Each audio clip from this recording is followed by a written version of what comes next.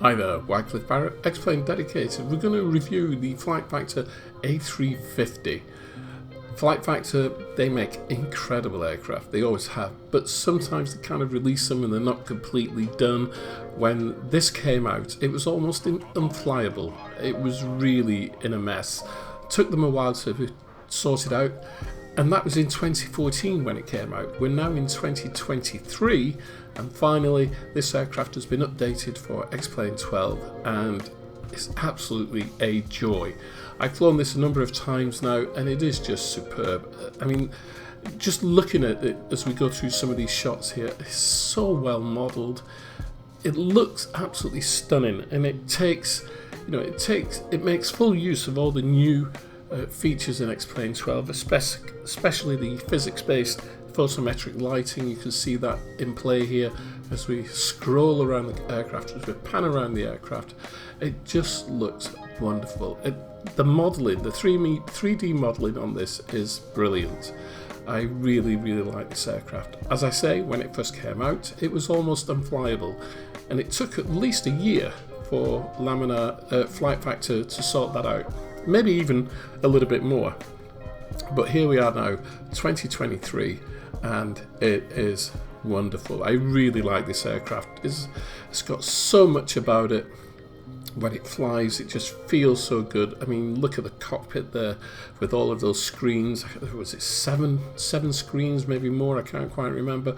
So you've got two EFBs, you've got the three main displays in the middle there, and then you've got a lower display as well. Now, I did think that I might do a full kind of tutorial flight on this review, but no, I'm not going to do that. And as you can see, I'm just going through configuring the aircraft for flight and engine start. It's strange because there's a number of ways of doing the same thing. So you can input your flight plan through the FMC on the lower panel, or you can input your flight plan via the glass screens, where you can do that. You can build flight plans, you can build your SIDS and stars, everything. Just going through, making sure that I've got the doors open, the fuel truck is there, passengers are being boarded, etc. And you've got the ground power units on and high pressure air. You need to do all of that really before you can start the aircraft. I know you can see the displays are already lit on the aircraft, but that's because I did it in one way and then I did it in another.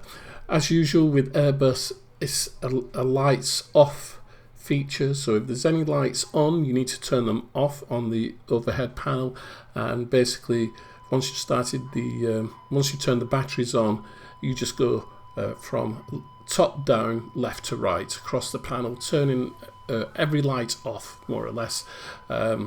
That if you want to do it that way, you can just turn all the lights off, or you can go through the procedure, which is you would turn the batteries on, then go to external power, and then go left to right. So you would set the IRS at the top, and then go down the panels slowly, each one through the procedure.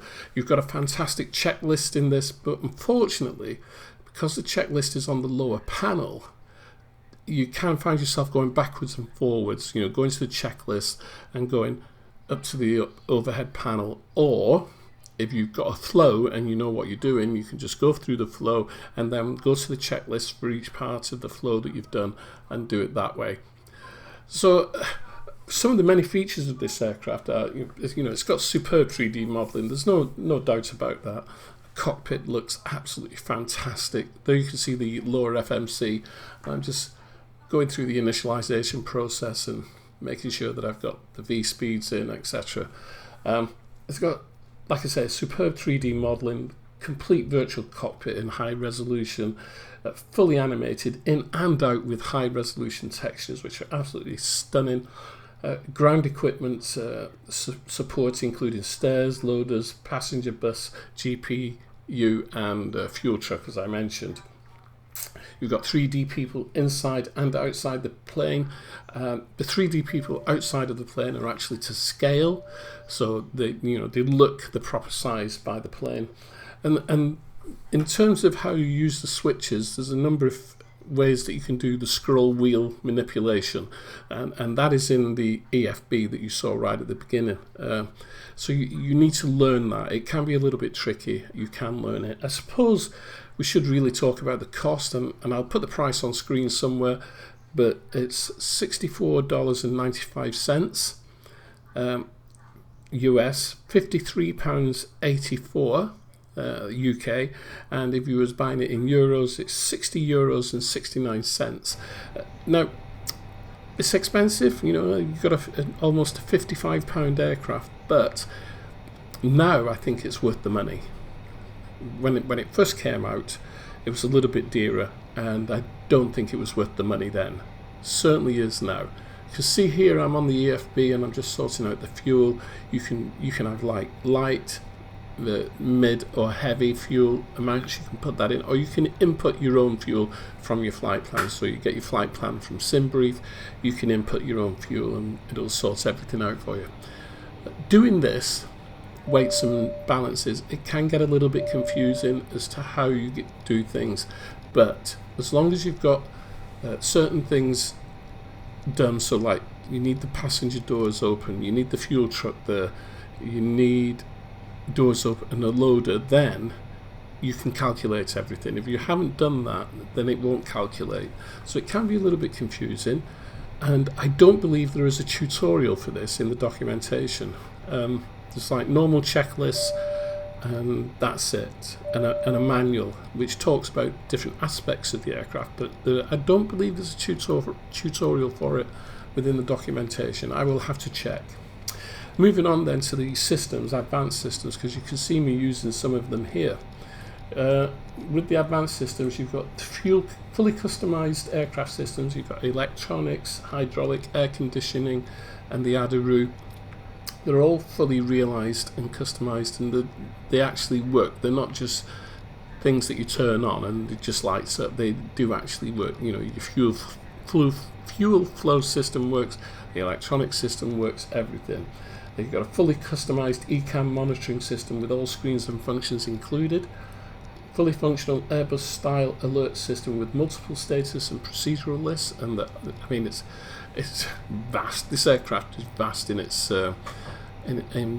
implementation. You've got support for SIDS and stars, and once again, when the aircraft first came out, there was no support for SIDS or stars. It was a real mess. Believe me, it was a real mess. I don't know what Flight Factor were thinking when they first released it, but that was 2014. We're now into 2023, and I think this is an aircraft for 2023 without a doubt. Airbus A350, unique interfaces with dozens of screens and hundreds of functions, and there are. There's a full OIS screen system with options, ground equipment, control, passenger, etc.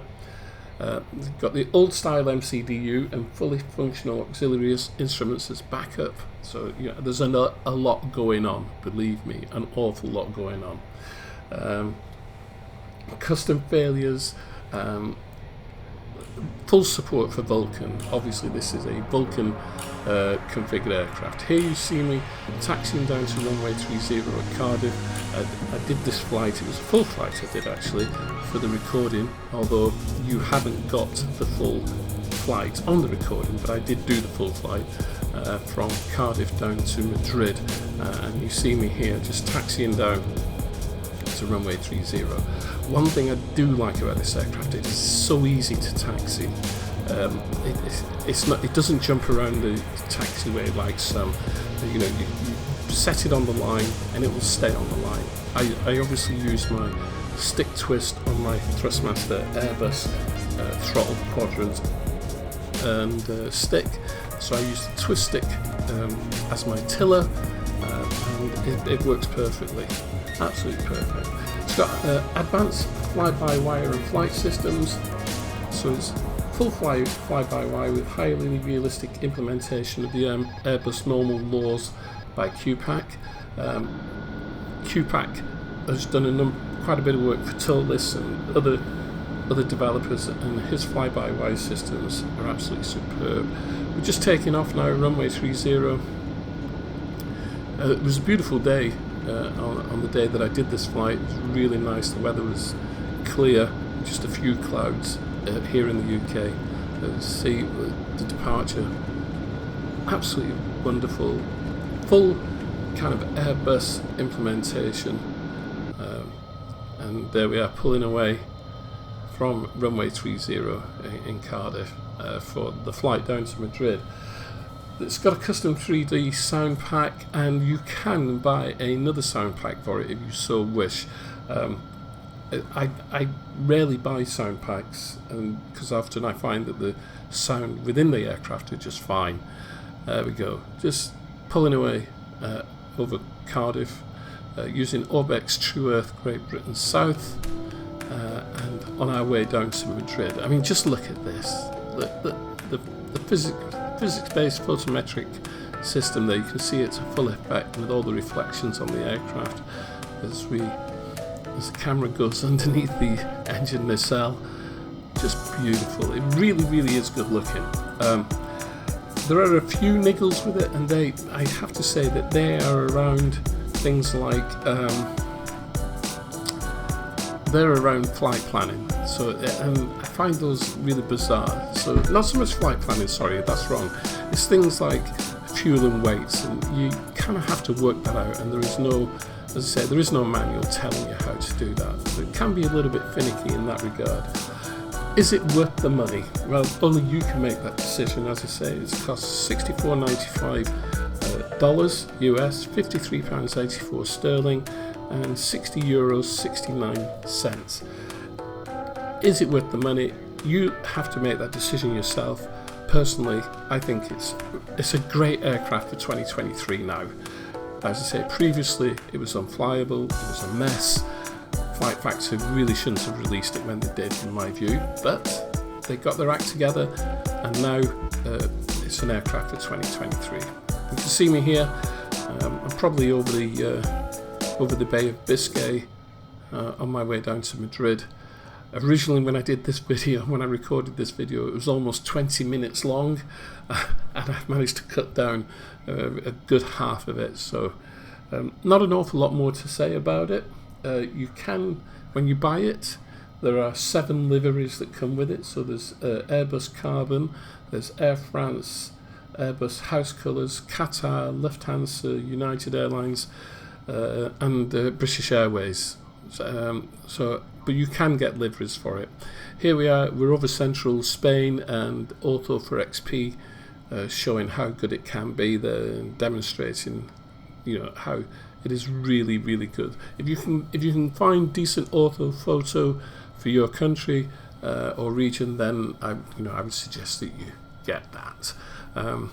Orbex, of course, are doing fantastic sceneries, but they don't do the whole world. They're doing very selective parts of the world, and the Orbex is stunning. Once again, I got this from Xplane.org. I think you can buy it from Flight Factor's own website. I'm not quite sure, but as I say, you can get it from Xplane.org. Here we are, coming into land at Madrid. There was a little bit of water on the runway, but it was a perfect flight. Hope you found the video useful. Don't forget to click, like, and leave a comment. YouTube loves all that. We'll see you soon. Cheerio.